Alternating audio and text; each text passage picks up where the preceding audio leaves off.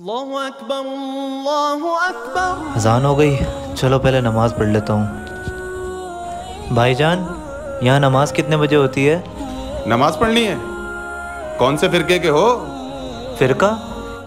मैं कुछ समझा नहीं भाई। अरे भाई, देवबंदी हो, वहाबी हो, सुन्नी हो, कौन हो? भाई, नमाज पढ़ने के लिए सिर्फ मुसलमान होना काफ़ी नहीं है क्या? अरे बातें मत घुमा, जल्दी बता कौन से फिरके का है, तभी मस्जिद में जाने देंगे हम। भाई, मैं एक अल्लाह में ईमान रखने वाला और नबी करीम हुज़ूर सल्लल्लाहु ताला अलैहि वसल्लम का उम्मती हूँ। क्या इतना मेरा नमाज़ पढ़ने के लिए काफ़ी नहीं है? और भाई, क्या आप मुझे बता सकते हैं कि हमारे नबी कौन से फ़िरके से ताल्लुक़ रखते थे? शायद आप भूल गए हो भाई। कुरान में अल्लाह कहता है कि अल्लाह की रस्सी को मजबूती से थामो और फ़िरकों में मत बंटो। यही वजह है कि आज हम फ़िरकों में बंट गए हैं और दुनिया में जलील हो गए हैं। हमें माफ़ कर दो भाई, हमसे गलती हो गई, आज आपने हमारी आंखें खोल दी। वीडियो पसंद आई हो तो 4 स्टार ज़रूर दें।